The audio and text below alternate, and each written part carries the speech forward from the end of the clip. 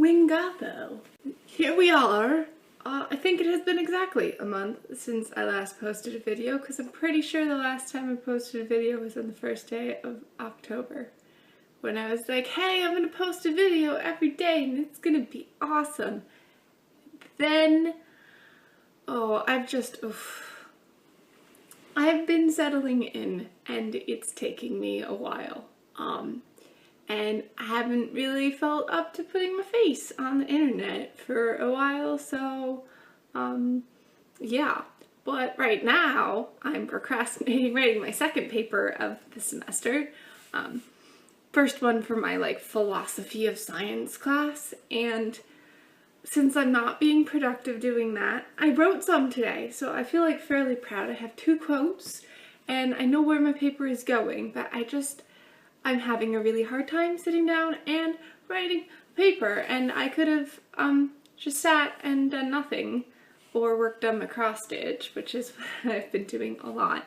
But instead I thought I would make a video and feel slightly productive, because these are a productive thing in my life. Can I just say that British grading system is way different than US grading system, and I am having difficulties with it, and instead of putting all of my effort ever into things and doing them completely amazing fantasticals, I just get really frustrated by it, and I just put something together that isn't horrible and then hope to pass, which is really not what I'm used to doing. But so I did this content analysis thing, which is basically you take a sample of different articles and then you try to pull out data from that. And although mine didn't really get me a very good grade, I passed. So that's good. But besides that, I don't really have much to say about it. But what I found from the article I found was really interesting. And I thought I would share it because it was interesting. Right. So what I did was I looked at all of the articles from the front page of the science section of the New York Times over the course of 9 weeks. And what I was really looking for was what kind of elements went into them being front page stories. So in articles they would quote people, right, who are the authorities, and most of the time it was men, and it wasn't just sort of most of the time, it was actually there was only 1 article, maybe 2 articles, out of a sample of 20 in which women were quoted half as much as men, or more. More than half as much as men. Yeah, that's it. Most of the time, women's voice was half as much as men's voice.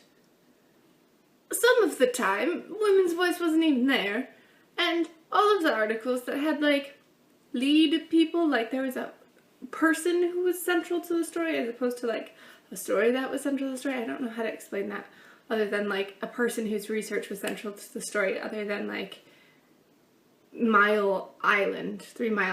So you get the point.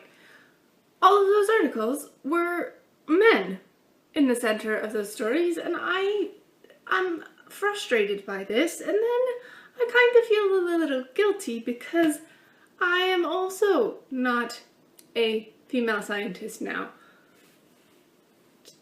Frustrating. But okay, so I was frustrated by that, and I just wanted to share it because I thought that was some interesting data that I found, and even though the paper was horrible, I think the data was interesting. So here is hoping that this month is better than last month. I did post slightly more on the blog than I have posted on here. I think I posted maybe 2 more blog posts. So if you kind of want more detailed ramblings from my head, you can read that, but if you don't want to read it and you just want to watch my face, here it was. Oh, and I dyed my hair orange, but it's mostly washed out, so now I just look like a ginger. Bye!